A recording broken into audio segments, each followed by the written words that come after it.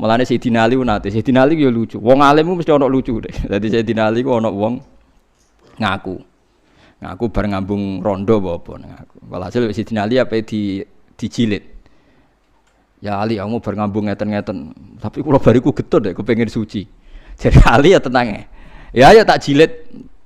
Mungkin bar maksiat dijilid itu dicambuk kayak polisi Aceh ngoten lho apa. Senengane nyambuki tiyang terus ning tengah Aceh ngono. Barang dicambuk bareng ora pecut mikir. Wis diselesai wong akeh. Ya Amirul Mukminin. Mboten kula wau guyon. Dicolok mbek Ali. Mbek Ali dicolok. Sayyidina Ali disalahkan sama penasihat-penasihat. Ya Amirul Mukminin kenapa engkau lepas? Lah aku mau pas nyekel ape nyambuk jare ndekne. Artinya saya tadi mau mencambuk dia berdasar omongane dekne. Lah saiki dekne mencabut omongane ya tak colok kan. Lho jare penasihat, wong kok pintere ngono maksudnya. Artinya ketika dia mau mencambuk kan berdasar informasi dia kan. Tapi ketika dekne mencabut, penasihatnya seneng tetap dicambuk terus yo gregeten. Tapi cara Ali, yo ora iso ngaku ape nyambuk berdasar omongane dekne, saiki tak culno yo berdasar omongan dekne. Kamane satu-satu lah. Lah anak nasihat ora cara kula terus mawon lah. Berarti hasud kan. Seneng makan kurban kan? Lah iya artinya ngene nek kowe fair, misale Ruhin ngaku, Gus kula riyen nate lho Gus ngambung rondo. Berarti aku kan terbersit ngandel. Suatu saat Ruhin muni, ora Gus dhisik bodoni. Lah kadang setan iki luwih seneng percaya wae sing kedua goro. Lho kan lucu kan ketika pertama Ruhin ngomong, kowe ngandel kan mergo omongane Ruhin. Harusnya saat dia mencabut kowe ya kudu ngandel kalau fair kan. Tapi setan kan ora senengane kon milih sitok. Lah sitok iku mesti sing suudzon ngono paham nggih. Lha iku setan nek ngono paham ya. Dadi nek Ruhin cerita Gus kula nate ngambung tiang. Misale A ngandel. Suatu saat Ruhin, "Bagus aku kiai." Yes, aku terus ora ngandel. Mergo akhadtu bi qauli wa taraktu bi qauli. Masyhur dawuh sing akhadtu bi qauli wa taraktu bi qauli. Ketika dekne ngomong aku ngandel, saiki ketika dekne menolak nggih kula napa? Ngandel. Paham gitu terus niku eling-eling nggih. Pokoke nek ana riwayat sahihah saking Rasulullah sallallahu alaihi wasallam, kowe kudu ngandel senajan to wa fil qalbi minha syai'un.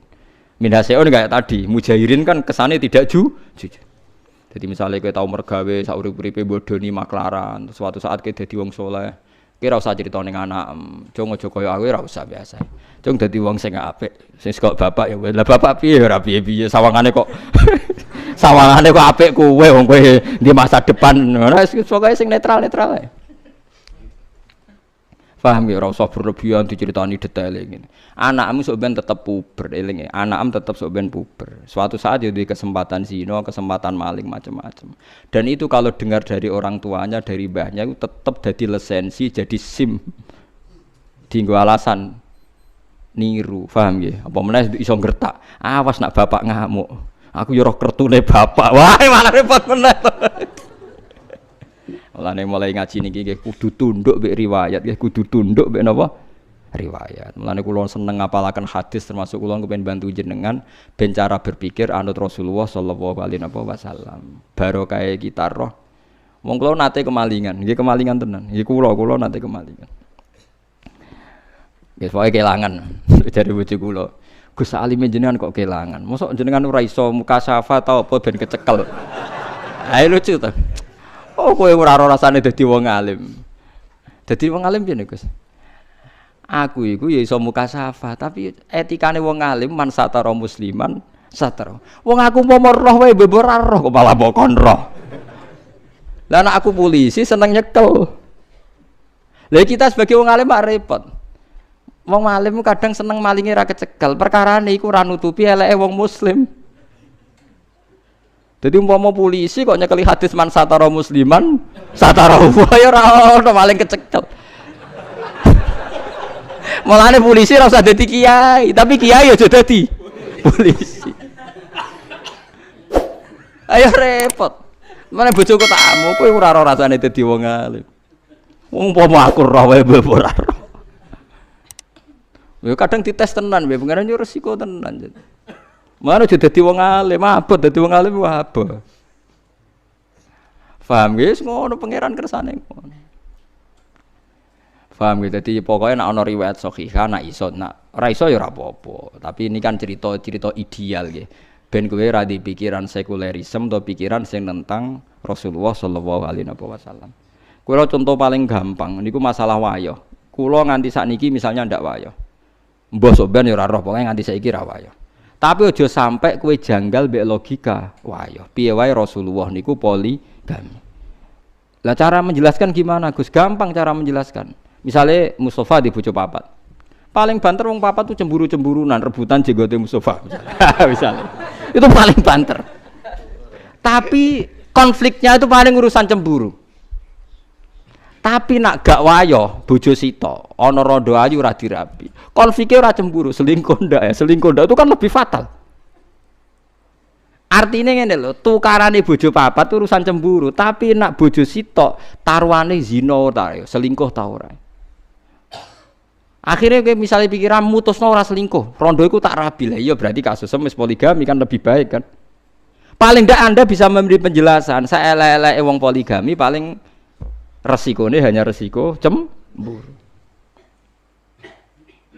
Tapi nak ora poligami, ini podo-podo bayangno potensi maksiat, potensinya selingkuh. Tapi orang anti zina kok mau delok-delok anda ya podo wae kan. Lah nak cemburu masuk bojomu papat sisi tok dijelok tok ya sisi tok apa cemburu.